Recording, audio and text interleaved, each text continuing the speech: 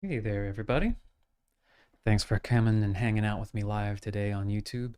And I had put a poll out there to see what people were most interested in, and it was really a Q&A format, which makes sense, because you don't always have time to be sitting and tapping and doing processes when you're hanging out or listening to stuff online, but I do get a good number of questions.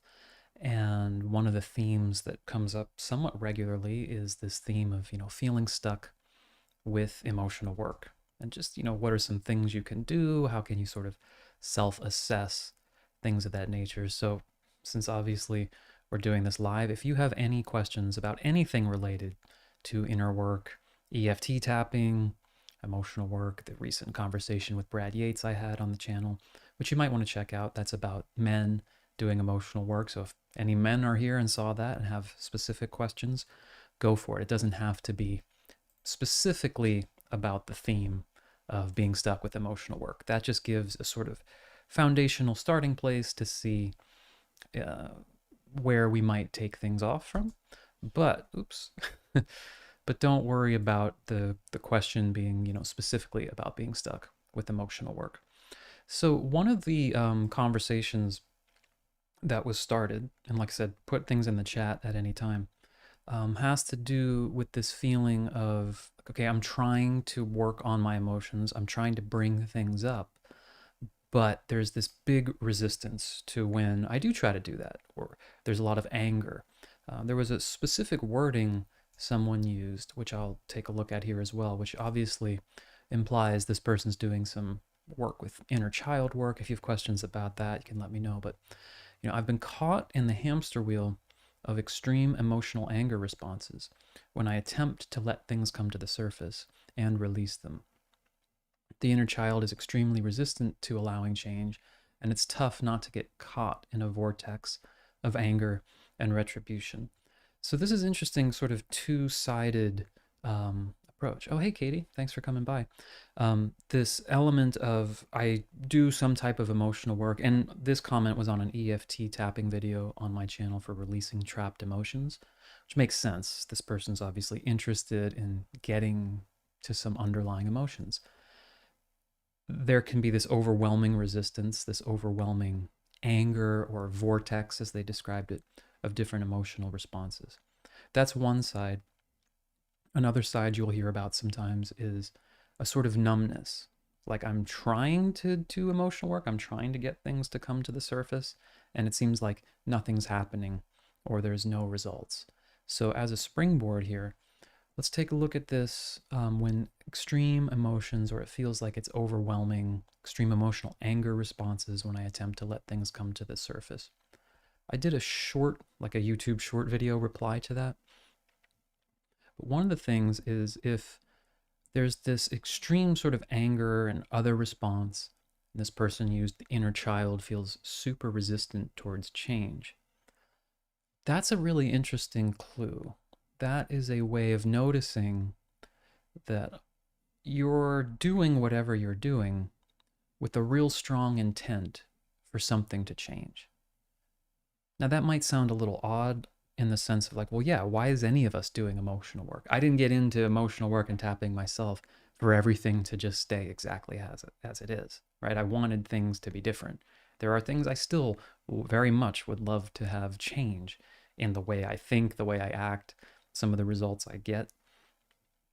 But when you're doing an actual process itself, if you are finding this super strong resistance to change or to going into a particular direction, often there is a bit too much agenda, too much intention, too much philosophy or idea about this is what's supposed to do, this is how I'm supposed to make this change in the actual emotional process that you're doing. This is sort of my personal opinion and experience that I like to look at emotional work from the whole perspective of you're not a repair project. You're not going in to find things that are wrong with you and fix them and quote unquote heal them. That's the context we get pretty often, and it makes sense. I'm not having relationships show up in my life. There must be something wrong happening in me.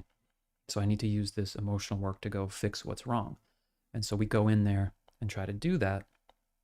And it's met with these extreme responses because there are things in you that don't want that change to happen or don't want you to look in a particular direction.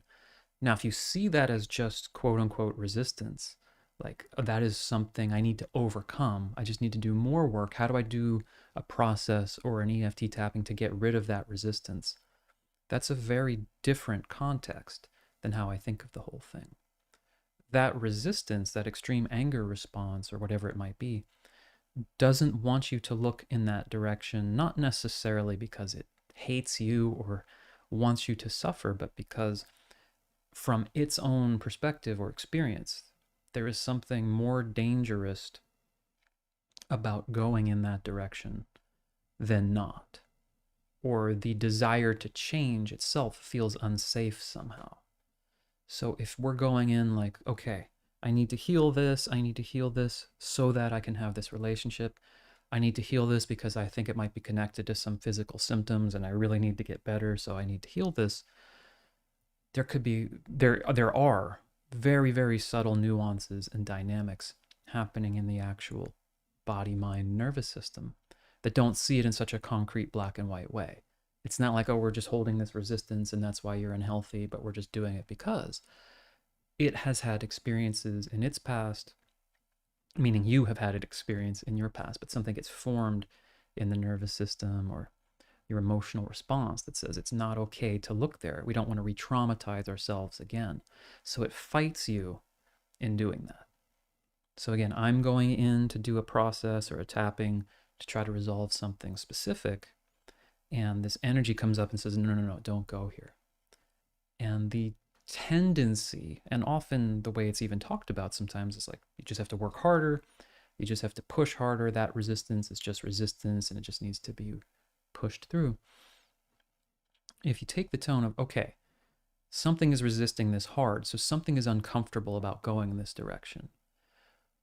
If you say, okay, that's it, there's nothing to be done here, or I just feel like I'm banging my head against the wall, then it does kind of reach a stalemate. And that's where a lot of these types of questions and comments come in because it's so frustrating. That's when you start hearing the, I've been doing this for 10 years, 15 years, 20 years, but nothing's happening. We can go into that separate because it's usually not that nothing's happening. It's just not happening in the way we want it to happen. But that type of response comes often from an attitude that's a little too aggressive, even though it might seem gentle what you're doing. Like EFT is not inherently aggressive, but if there's this intention of, okay, I got to get in there and fix this, that part of you is going to resist even harder. So I like to use tools like EFT and other approaches, even just being still and sort of dialoguing with yourself, to investigate, to become curious about what is the actual dynamic that's happening here. Now, if you think about it from a standpoint of curiosity and saying, okay, what is the part of me that's resisting? And why is it so resistant? What might be going on here? What are some memories? What are some associations? That is such a different intention, right? You're going in there to explore what's actually going on inside me versus how do I generate a particular result. So if you were to imagine, I want to walk into a certain building and there's a guard that's just saying, no, you can't come in. And I'm trying to like sneak in different ways, or I'm trying to push my way through. I'm trying to sneak my way through. I'm trying to find a different ticket, I'm trying to find a way to talk to the person, but really my whole intention is just to let me through the door. They are not going to be particularly receptive to any of that. They know what you're trying to do. You're just trying to get through. You just want what you want, and it's not having it. It being that resistant guard or gatekeeper, which you can have in your own body, mind, nervous system. It's a very different approach if you are to actually be curious about that guard or that gatekeeper and be like, hey, what's happening? Why are you here? How long have you been here? Wow, you've been here a long time. Like, is there something back there that's not safe?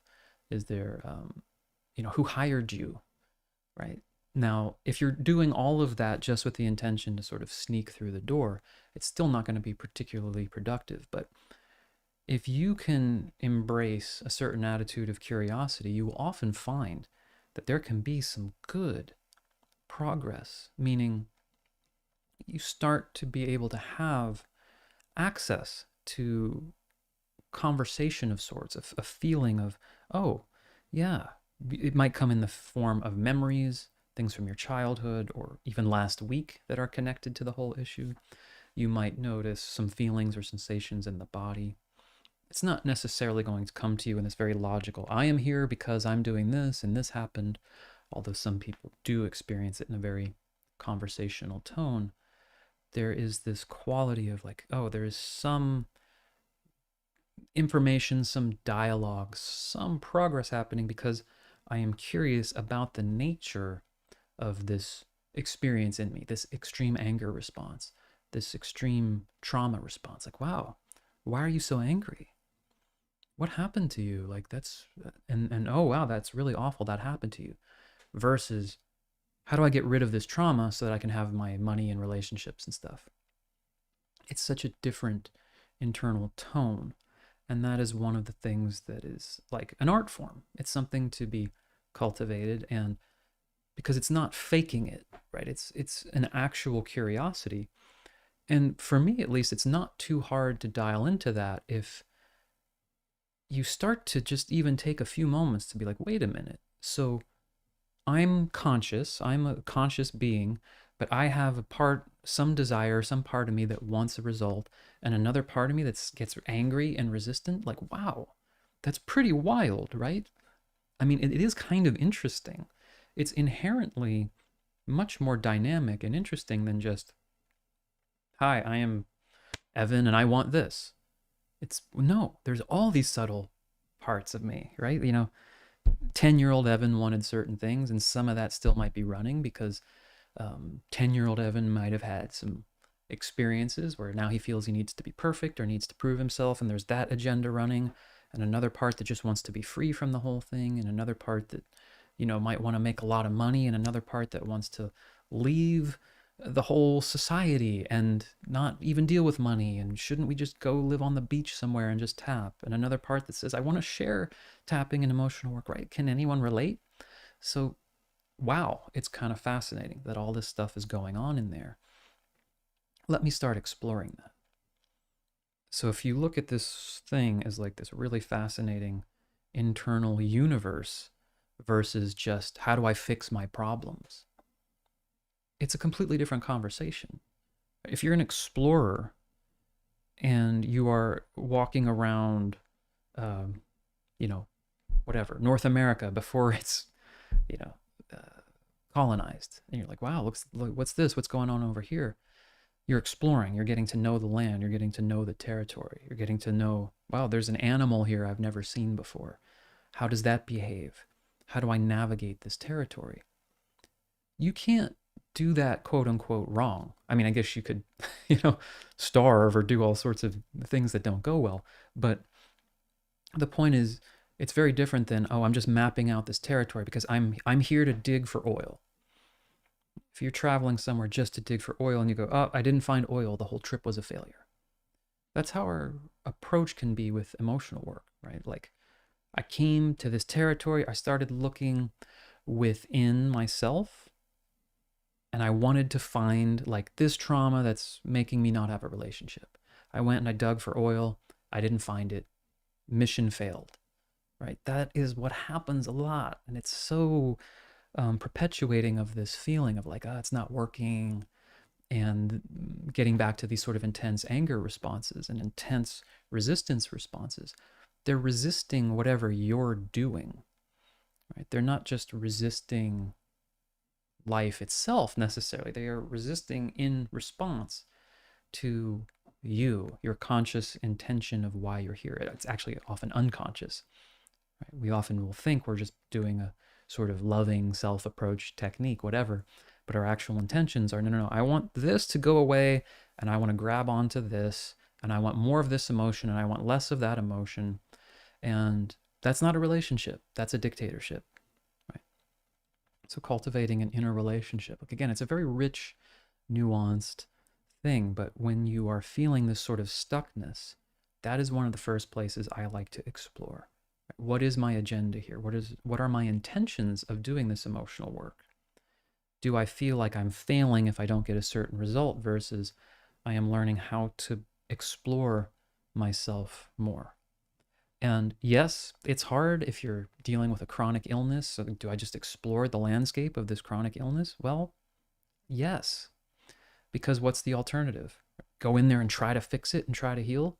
It doesn't work. It just doesn't. I wish it did, right?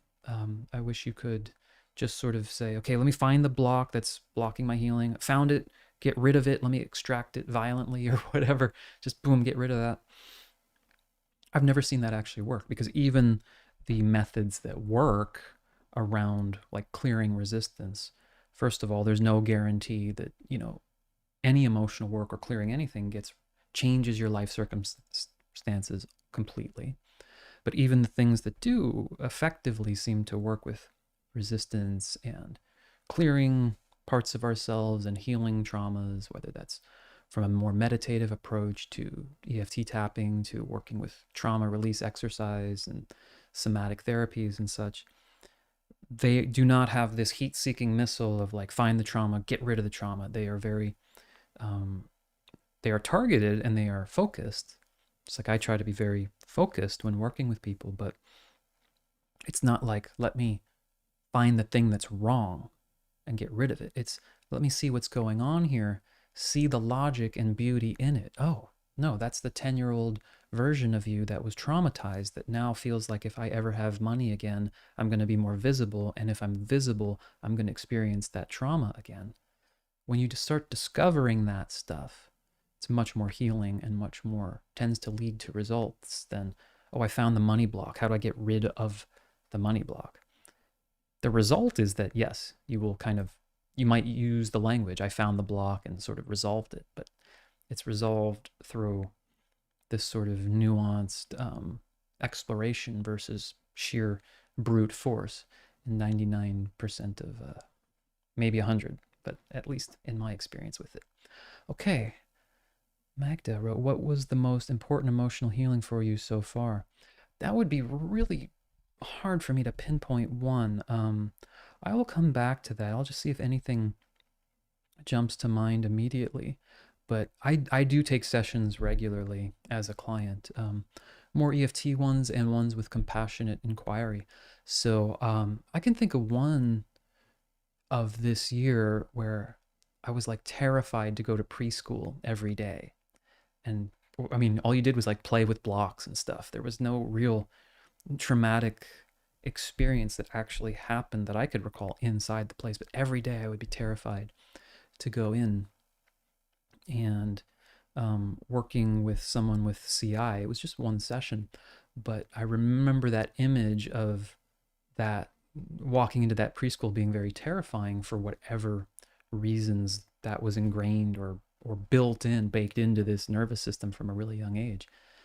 To seeing that sort of turn into an image, I can still see it very vividly, like a glowing light around it. And there was like one teacher in particular that was very warm and receptive to me, and I sort of saw and felt an image of myself walking in there at a young age and just being like, wow, this is beautiful, and there's people who care about me. And even the chaos, that was, I think, part of it. I was always been like pretty sensitive to stimuli, light, sound, volume. That's always been a thing for me. Loud environments, I need to wear earplugs and kind of mellow it out a bit. But seeing the chaos of all the kids, playing with stuff and throwing stuff, and some kids were aggressive, some kids were chill, just seeing that into a place where I could just feel relaxed and centered and feel safe there. So that's one of many. Can't actually say that was the most important, but it just came to mind in response to the question. So thanks for the question. Brock, hey, what's up, man? I got a question. Can our trauma see our attempt at healing as the abuse happening all over again, and now they are saying no? That's an awesome question.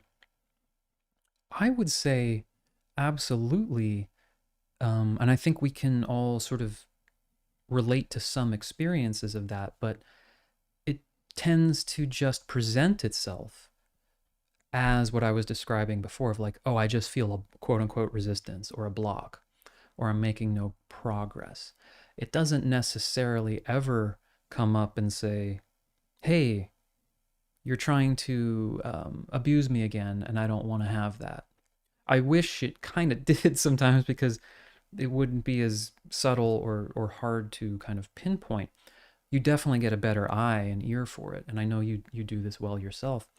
Um, but it tends to just appear as this, yes, anger, like that first questioner had this internal anger comes up. Yeah, anger is a healthy boundary response to, abuse or neglect that we often weren't allowed to express at the time. So internally, there's just this huge anger comes up, or it's like fighting you every step of the way because it sees your attempt at healing, like you're saying. The way you're doing it is, I'm trying to come in here and heal this because I want it to change, which of course you do, but it's sort of the spirit and the way it's being gone about. This is why really traumatic things, it's rare that you can just sort of address it yourself. Like I don't, in the sense that I work with people, and I don't have a background of like horrific traumas in my life. And so it's stunning how much stuff is there even when I don't. I can't imagine. I've worked with plenty of people who've lived through things. It's like, man, how did you even do that? Um, it's difficult to do that by yourself because you're your own natural nervous system triggering or fight or flight response to going back to that place can also be a bit much or too much for ourselves to sort of navigate. Okay, I'm going to navigate looking at the trauma, walking through it, going back to that experience, navigate my own fight or flight responses to that, and navigate the reactions of the trauma or that part of me itself that's saying, hey, this is too much, that's too much. That's why I love sort of art form of facilitating. But this sort of spirit of exploring, okay, what is happening with me, I find will also present to you quite clearly with time and practice when you do need some outside support, meaning there are plenty of things that will respond positively to just me sitting there and meditating and feeling into them. And, some of them can be quite intense. And of course, the more experience you have with this stuff, the more you're able to process on your own, it seems. But it also comes up like, ooh, okay, I'm going to need some help with this one. And it's just as natural as there's a box you're moving and there's a box you can't lift. It's self-obvious. If you try to, do it, you're going to have a nightmare and you're going to hurt yourself. You go, okay, I can't lift this. I need to call a mover or I need to call a facilitator, right? There becomes a naturalness to what do I need help with? What do I not need help with? What just needs some more time and attention? And sometimes the facilitator approach is also just because I know that's there, but I just don't want to look at it. And I don't seem to be able to look at it on my own. Or it can be part of that response that you were talking about where it sees your particular attempts at working with it. Like, okay, I'm going to sit down. I got an hour free tonight. I'm going to go and work on this trauma. It sees that coming a mile away.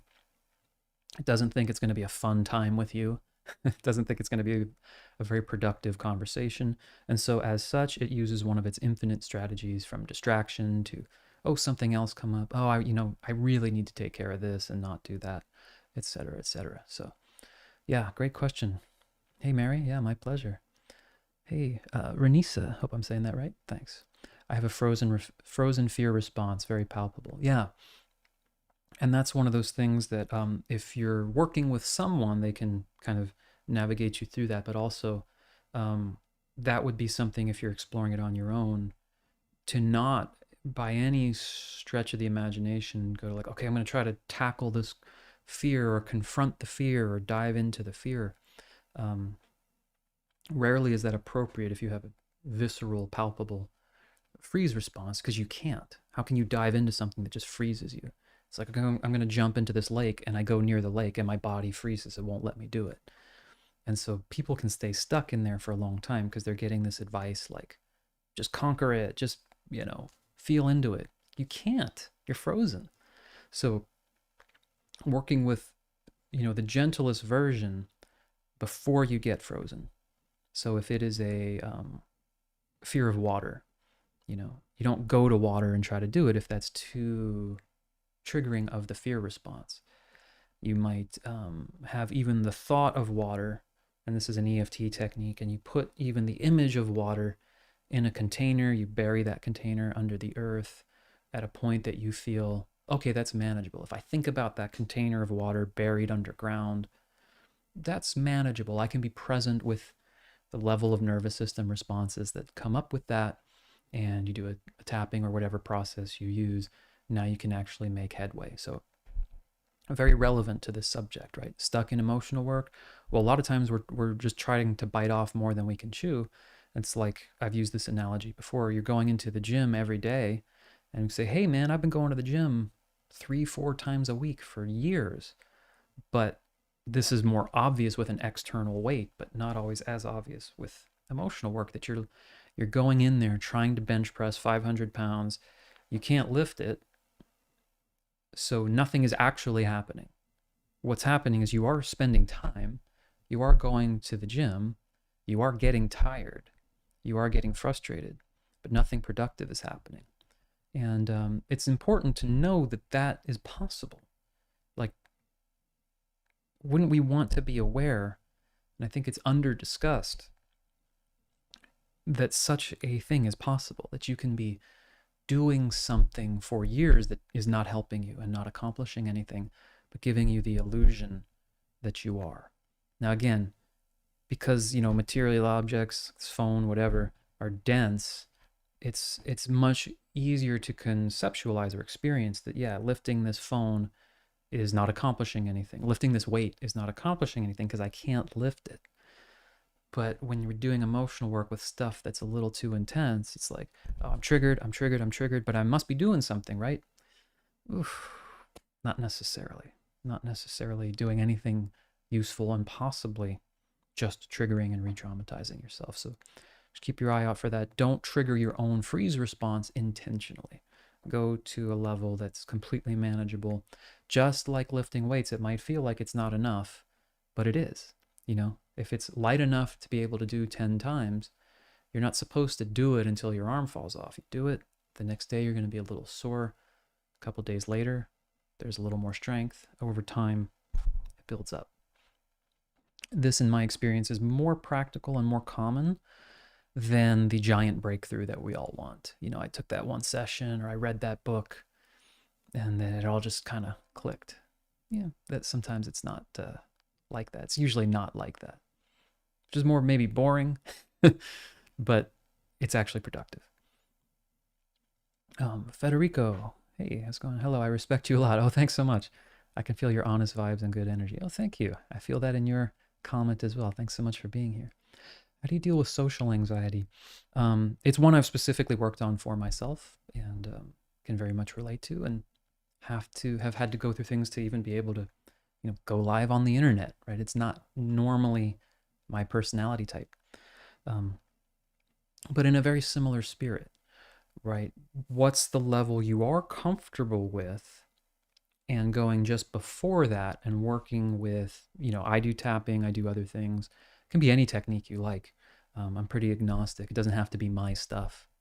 Sedona method, option method, nervous system stuff, somatic experiencing, meditation that has a sort of more guided focus to it, but going to wherever it starts to bubble up and working at that level can be very useful.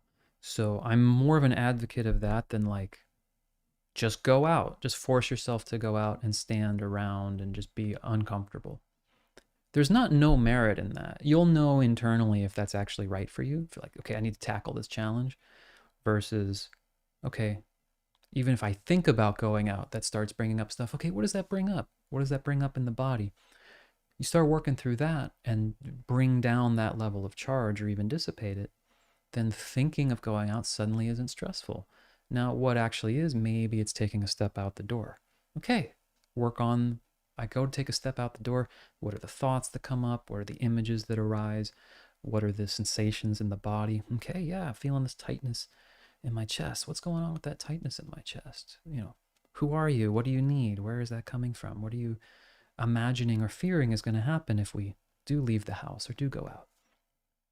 So it's a sort of productive conversation. I hope that helps. Ask more on that if you have more. Do you believe the body nervous system is always trying to heal?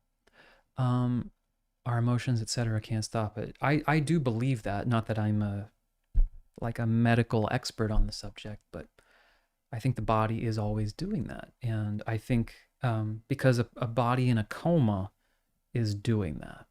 The cells are still dividing, the heart is still beating, everything is working and doing what it can to bring itself back to homeostasis. Right? It's not always able to succeed, but my understanding is it's always trying to heal. It's always doing the best it can. And it's something that can be hard, but is worthy of exploring. How much compassion are you giving to that body, and how much encouragement versus how much judgment? Because if things are not healing, or you're dealing with a chronic condition, etc., it can be like, oh, what's happening here? What am I doing wrong? What's the body doing wrong? And so on. And that's not a particularly helpful line of thinking, but it's a natural one. So, working through that, exploring that. But yeah, my understanding is even if you pull the plug, so to speak, on the conscious mind, body is running. The body is a living organism that is doing whatever it's doing to try to get into homeostasis, try to heal within the best of its ability. When I broke my knee in half a couple years ago, which is a fun story, the bone grew back together. It's pretty wild, right? So just think, I didn't think I even knew that. I didn't know bone grew back together, which I guess it makes sense that it would, but it's kind of fascinating that, so at any moment, there's millions, trillions of cells dividing, dying, being cleaned, being flushed out of the system, everything. There's a lot going on for us to even be alive. And if the body wasn't always doing all of these things without our conscious interjection, we wouldn't last probably 10 minutes, right? If that is the direction you're thinking of, or if you had more specifics about that, just let me know. Thank you so much for your videos and presence. Oh, that's so nice. I pray God gives you happiness, health, and wealth. Well, likewise. Can you please speak on ancestral emotions? Yeah, it's not my expertise, and I say that because I've actually met some people now where that is their field of specialty. Marta, what's her last name? I should maybe interview her because she's from the EFT certification I did, and Miriam, also don't know how to pronounce her last name, but anyway, you could, you might put it into YouTube that there are some people who really specialize in that I found to be very interesting. I believe, I can't prove, but I believe that such a thing exists. And even like Gabor Mate and people that study it a little more scientifically, there seems to be like, yeah, things are carried through generations. And there are even studies with rats and mice, for example, where, you train a mouse to be afraid or have an adverse reaction to something, and then their children mice have that innate fear or reaction to that food or that shock or whatever it was they were allergic to. I'm sure I'm botching the details, but you get the idea. Like, it gets passed down. Oh, be afraid of that. That's not safe. These people are not safe. Other people are judging you. Other people are going to attack you, kill you, etc., whatever. That absolutely does get passed down in other animals, and it just makes sense that it would be with us. I will say that the way I experience it, and I've experienced a good bit of it working with myself, taking sessions myself where I'm the one receiving the session, and of course giving sessions where it'll come up organically, meaning you will get images, you'll get feelings that don't feel like they directly relate to anything that happened to you. Like even my fear of preschool, like nothing happened to me in there that I know of, but there was this like visceral sort of primal fear about it. And it's like, okay, what's going on there? People probably have methodologies of like, okay, I'm specifically going to go back into trauma or ancestral trauma and like have ways of navigating that. I think some of the quantum EFT, when I interviewed Lisa on the channel here, you could check that out because we actually go into one that happened to me where I saw myself as this tribal person murdering people. I'll spare you the details. And the thing that happened to me doing that Adyashanti class, which I also have a video of on here, where they feel like memories, right? Like you remember taking that walk yesterday, they come up as like a memory. Like I remember doing that. It's not just an image in the mind. Now, did I actually do that? I don't know. I'm not an expert in quantum mechanics and past lives and stuff, but as far as my nervous system is concerned, it seemed like, yeah, that happened and that needs to be processed through. So I don't know that you have to go hunting for it.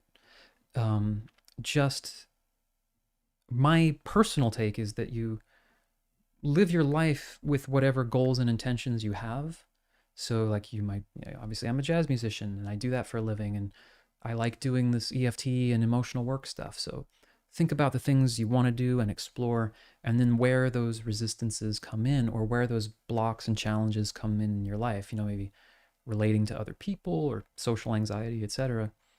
As you explore them, ancestral type stuff may come up. And when it does, that's simply the cue that, okay, there's something here. And I haven't found that I need to work on it all that differently than anything else. It still has the somatic components. It has your own body, mind, nervous system is going to react how it reacts to, that thing you dropped and you broke and you feel like shame and embarrassment about that. Like it happened to this body, this life. You have your responses to it. This other thing is happening. I don't totally understand it, but the responses are coming up. The emotions are coming up, the feelings, the sensations in the body. So the good news is I don't think you need like an entirely different set of tools. Like, well, we can't do tapping now because this is like ancestral. No, the same stuff often still works.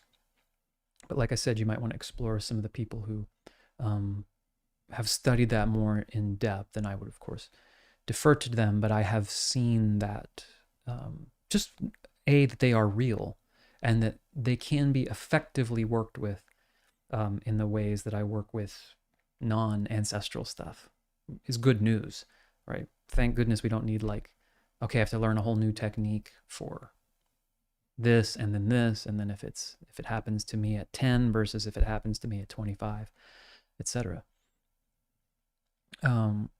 Okay, Mary, do you think that self-love is really a good foundation to have before we do work on ourselves? I would be a little careful with that because it might imply that, okay, I have to arrive at this hypothetical place of self-love, which is like, I've made videos about this before. That term is it can be ambiguous. Like, have you arrived yet? Do you love yourself yet? I mean, what does that mean? And it's not always clearly defined. And it's like, oh, I still have judgments about myself. Well, I mean, I work with 80-year-old musicians who still have judgments about their playing, but are you generally like okay with who you are as a person? Maybe even not yet. Does that mean you can't do emotional work until I arrive at self-love? I wouldn't say that. I would say that emotional work, the way I think of it and the way I try to do it, is an act of self-love. So if I have a thought feeling I hate myself, what I do next with that thought can be an act of self-love. Wow, what's going on in there? Why do I hate myself so much? Where is this coming from? Who is the me that hates myself? And what is, when I see myself, when I think quote unquote myself, I hope the sun's not too distracting here. What does that mean? What does that look like? I just love the sunlight. I know I probably should have done that earlier.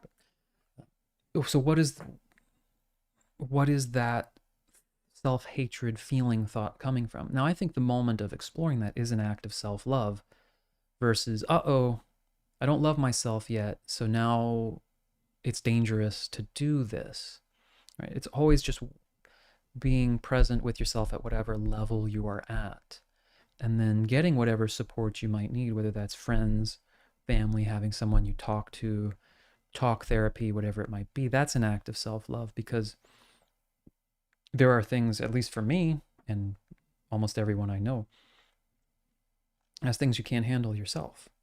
So it's an act of self-love to get that support, just as much as, like I said, if I can't lift a box and I need to get someone to help me.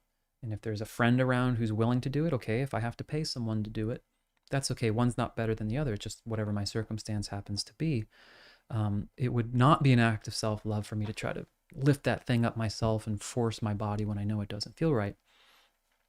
But it would also be very disadvantageous to say, okay, I have to arrive at this place of hypothetical self-love first.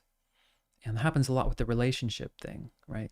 I'm going to redo that video, I think, of, do you have to love yourself first? Well, what does that mean? Exactly. When have you arrived? Now I finally love myself. Now I get to have a boyfriend, girlfriend, husband, wife, partner, person. No.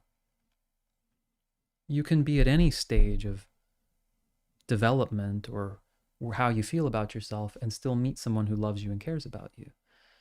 There isn't a point where it now has shifted, where you've reached enough self-love that you get to be rewarded with circumstances. But of course, the ideal way of kind of being with it is, I'm going to do whatever I can and approach being okay with myself. The more okay with myself I am, single or not, is better. It's going to be better to feel okay with yourself. But it's not this if-then conclusion, like I've finally reached a certain threshold of comfort with myself, now I get to have a relationship. It's just, life is just way too, it's just not that mechanical. Our mind likes to break it into these sort of systems like that. So yeah, anything you do, any type of self-work can be an act of self-love if it's approached with such a spirit. And that's what I try to do. This was going back to the ancestral question. Do you feel that it takes a long time to remove ancestral stuff? The good news is it doesn't have to. I've experienced it myself, where some pretty crazy stuff was like, oh, it was discovered and a lot of it resolved in one session working with someone good, or even just with yourself. It's not inherently like, oh, this goes back 100 years, so it's going to take 10 years to work through. Conversely, some stuff that seems like it's going to be no big deal, like I made that, comment that I thought was stupid in middle school. Oh, this should just take a minute. It's like, whoa, no. There's all these layers of stuff underneath it. So I wouldn't put a time limit or time frame on it based on how old it is or how big it is. It's oddly mysterious like that. So you just kind of go in with open curiosity each time and say, okay, what does this need? And you might be pleasantly surprised, like, wow, I thought this was going to be a huge thing, and it's kind of really rapidly dissolving and resolving. And other things like, man, I thought this was going to be no big deal. That's when you have to be careful of not judging yourself, of saying like, man, why is this taking long? This shouldn't take long. As soon as you say that, you're in this sort of hyper judgmental state. Like, man, it takes whatever it takes. I mean, if you think about how complex this whole system is, this body, mind, nervous system, we can't possibly fathom it. So who is to say what actually happened, when you made that comment and you felt embarrassed? Who knows how deep that runs or what's actually involved? So yeah, don't feel like it has to take long. Does working on ourselves help us open up to self-love? Yeah, exactly. They work, quote unquote, work on yourself in a loving way, and you're kind of taking care of both sides of the equations, in my opinion. Doing self-work, I like to think of it more as spending quality time with yourself versus, fixing that broken engine. If you spend quality time with your niece or your nephew or your son, your daughter, some kids that you tutor, it's like, okay, I'm working on these kids today. No, you're spending time with them. And that's how love is cultivated. Love isn't cultivated through like working on it, right? You don't work on these, I'm going to work on these kids and get them to believe the right things and say the right things and behave the right way. And then when they're behaving the right way, now I can feel love for them. It doesn't translate that way. So I feel like it's the same way. Katie says, thank you, Evan, so much for answering. Of course, that's why we're here. Never ever considered compassion for myself in my life before. So frustration plays a huge part. Yeah, and frustration is also natural. I mean, and depending on what it is. Again, if you're dealing with something chronic physically, you're going to be frustrated at times. Like, yeah, still can't do that, or I've been working on this for a while and I'm still blocked in my business. I still can't find love. Just don't judge the frustration. It's just like, yeah, of course I'm frustrated. I wanted this 6 years ago. Why isn't this done yet? I thought I was working on it. That's just as valid as all the other feelings. And you have compassion for the fact that, yeah, this sucks. Why is this taking me so long? My friend did this in 6 months. What's going on? You have compassion for that frustration as a valid response. Because the last thing you want to do is say, okay, now I can't feel frustrated because that means I'm not being compassionate. It's compassion for whatever arises, including anger, hate, jealousy, desire for revenge, frustration, self-anger, all that stuff. I love seeing the sun on you. Yeah, it's fun. I feel there's a deeper part of me that has the answers, but find it hard at times to get to them. Do you find that yourself too? Yeah, I would.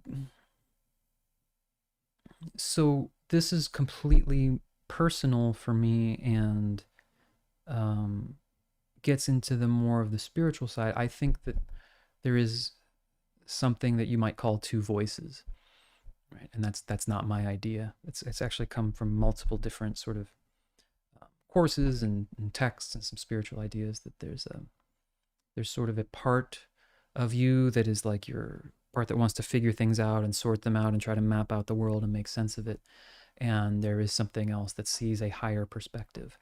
Um, I don't believe I can see that higher perspective. I don't believe it's physically possible. So when I'm trying to do that and even trying to get the answers is less effective than when I am sort of stepping back and trying to let things flow. And that doesn't have to have spiritual implications because music is like that. Art is like that. You let it flow versus trying to control it. And that's when I'm doing tapping with people sometimes. It's like, it feels like they'll say, like, how did you, it feels like you're in my head or something. It's like, well, we're kind of doing this dance together. So playing music can be like that. It's like, well, we both arrived at that same chord or that same moment of intensity. How did we do that together? Well, we weren't thinking about it.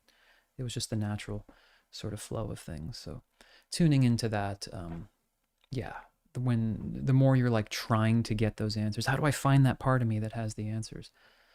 It's the part of you that can't, trying to manipulate or get to something when it's more of a relaxing into it, and also doing emotional work to be able to, because this is why I'm really lean hard in emotional work, and it's became like the thing for me, because you can read spiritual texts all day. If you have a trauma response to letting go, you're probably not going to do it.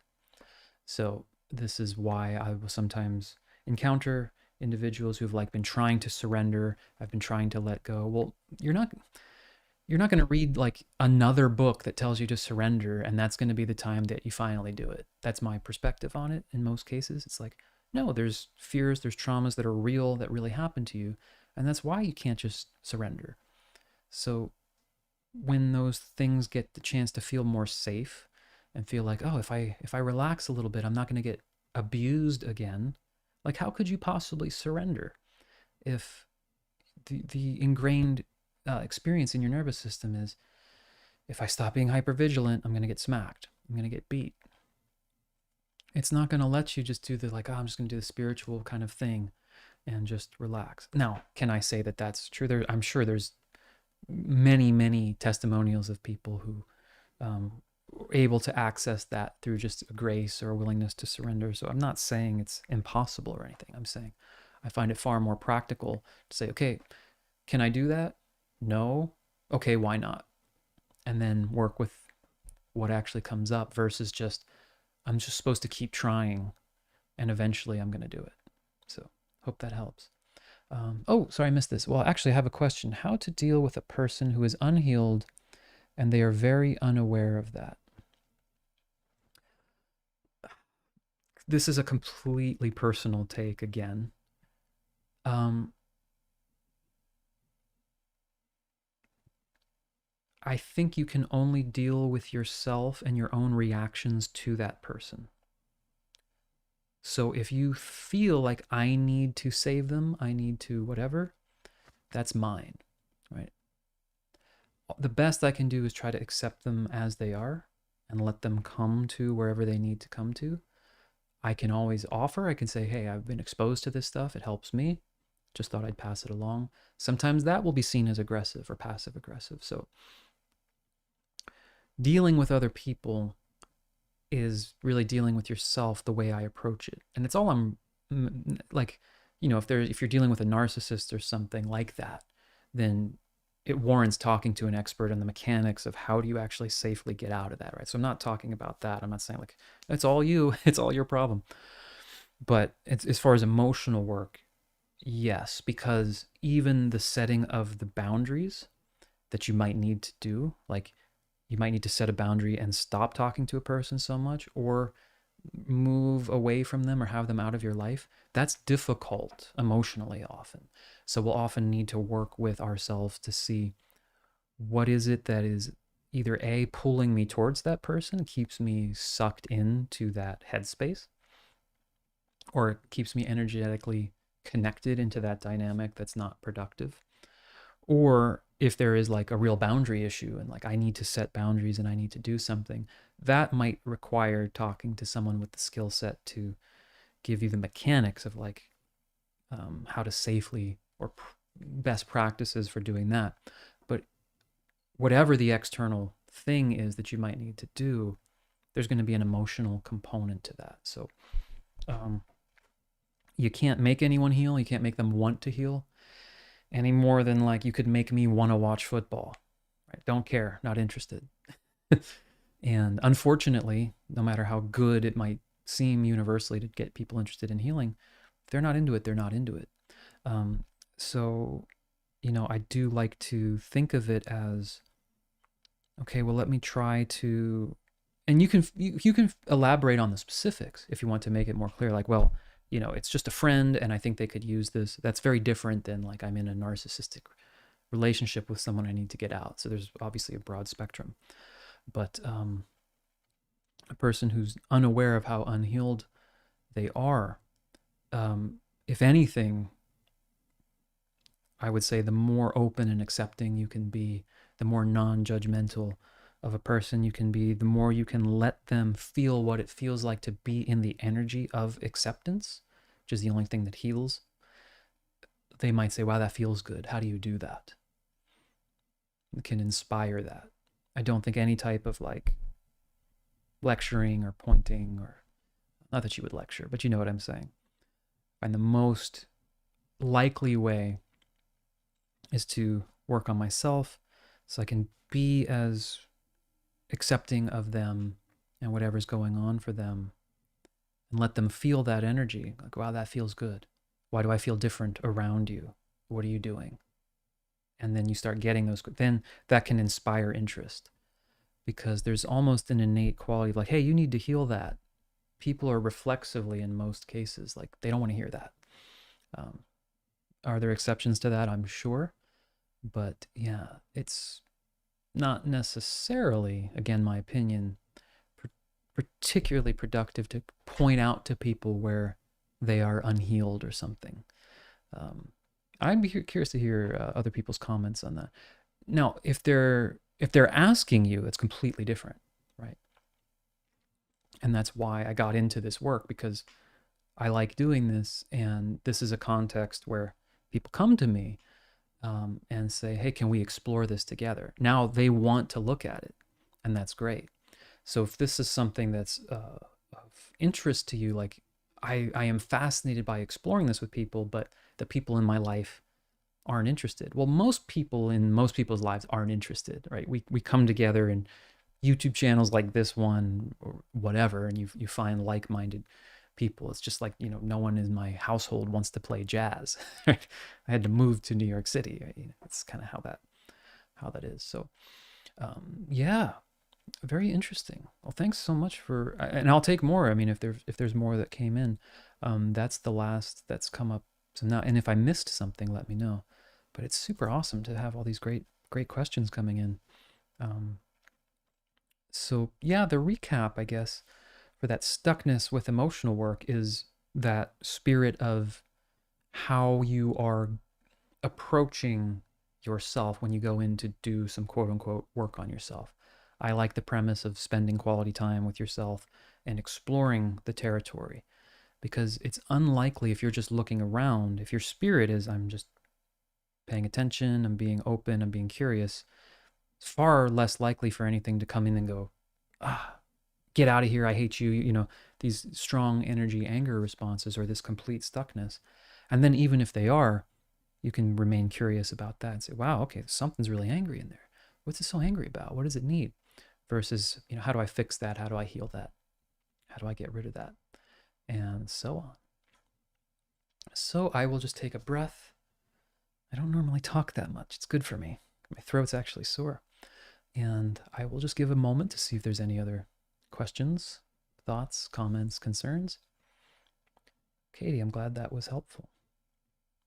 Oh, thank you. Yes. Thank you for asking the question. It's a very boring call without you all. It's just me sitting here staring at a screen.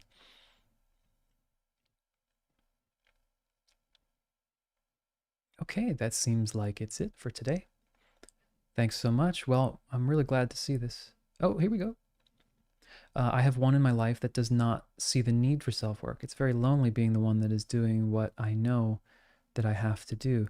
Yeah, I would strongly encourage finding other people, whether that's online or otherwise, because it's just like almost, I mean, not to diminish what you're doing, but it can be like any other hobby, right? Like, oh yeah, this person I live with, they're not into basketball and I am, and I'm into emotional work. Well, you can't make them be interested in it, but that tension is super not useful.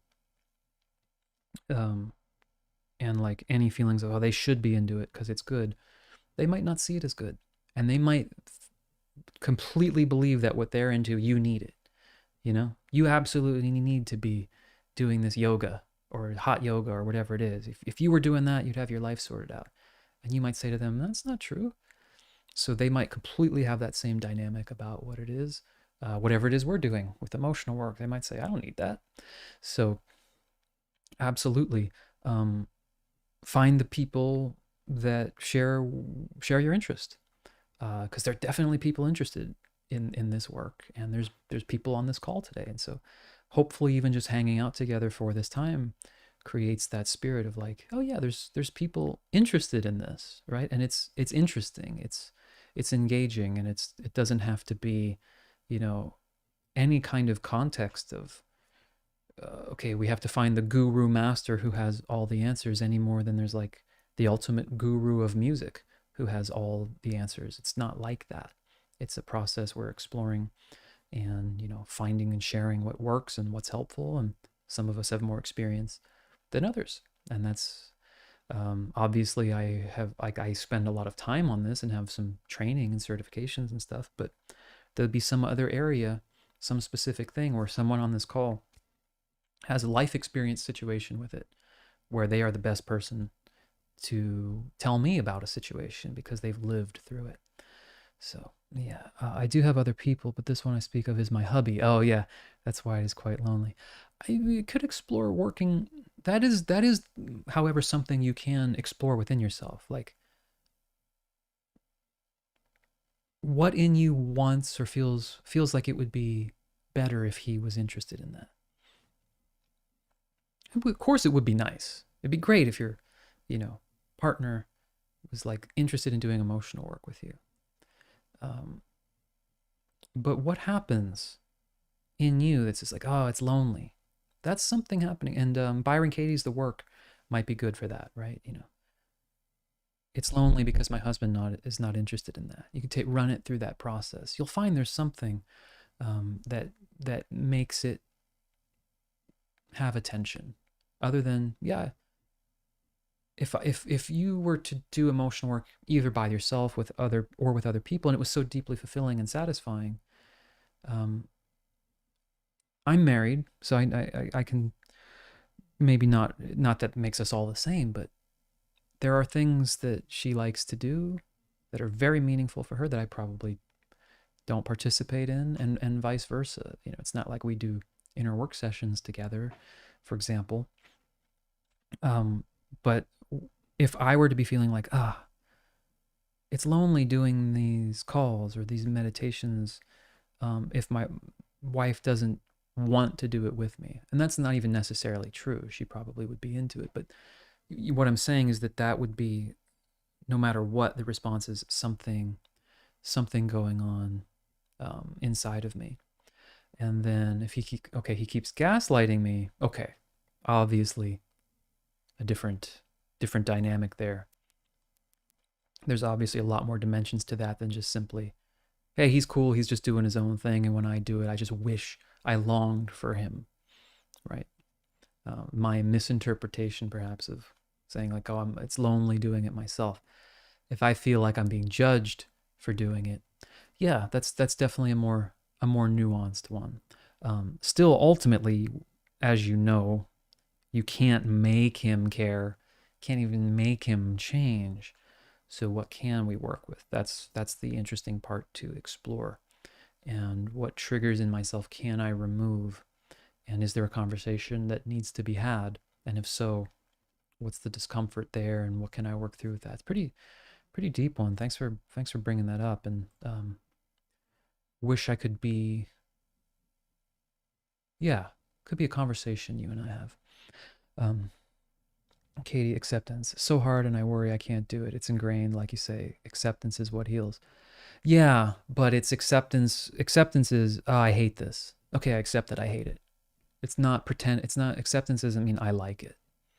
Right? That's a very important distinction. Like, oh, I just have to accept that, oh, I have cancer and I just accept it. And, it's acceptance can be like, I have cancer and everything I'm feeling about that, the fear, I wish didn't happen to me. I, this isn't right. I feel this urgency to heal and fix everything. Accepting, okay, that's the reality. Yeah, there's a part of me that's terrified. There's a part of me that's angry. Come on up, anger. I accept that you're here. It's not, I accept it. I accept the cancer, right? I think people interpret it that way sometimes, and then they beat up on themselves for not being like, oh, I'm just cool with it. I'm just cool with it. I'm sure there are levels of Zen-like being, and the people have done that with cancer. So it is possible, but you get there, in my experience, through the acceptance of all the other emotions that look exactly how they look, which are not necessarily pretty. Brock was saying, best advice, go after your dreams, and the work will work itself out when you go after your dreams. Yeah, I do believe there's a lot of value in that. I know we've talked about that before. And yeah, okay, I don't know what my dreams are.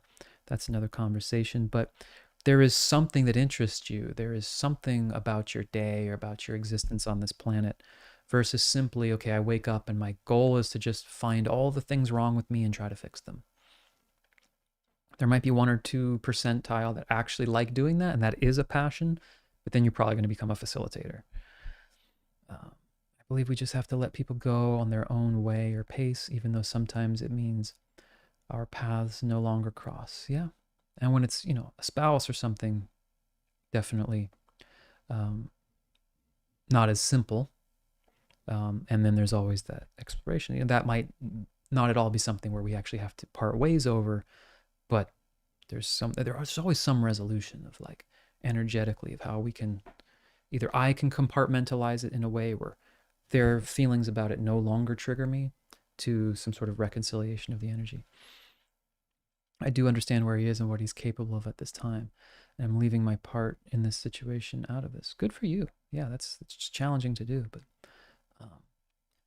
very courageous, and I think far more productive than, like, I'm constantly giving my husband books and telling him why he needs to do this. I've seen that go poorly, as you might imagine. So awesome. Well, thank you so much, everyone, for staying active and engaged. And really, this was really a lot of fun. So I'll absolutely do this again, and I will schedule it probably further out. And I was just curious if people were even interested and would show up. So Thank you so much again. Feel free to leave comments if you're watching this replay, or comment on any of my videos. I'm still a small enough channel where I can keep track and see your questions, and people that have left EFT requests, tapping requests, they do get marked down. If I might miss them, they do get marked into a folder. It takes a while because I do, one a week. But yeah, questions, comments, put them in, and we can keep engaging in this conversation together. Very helpful because it's all new to me. Yeah, we're always all still learning. Well, I am. So hope it helps. Thanks so much, everyone. Look forward to seeing you next time or on the next video.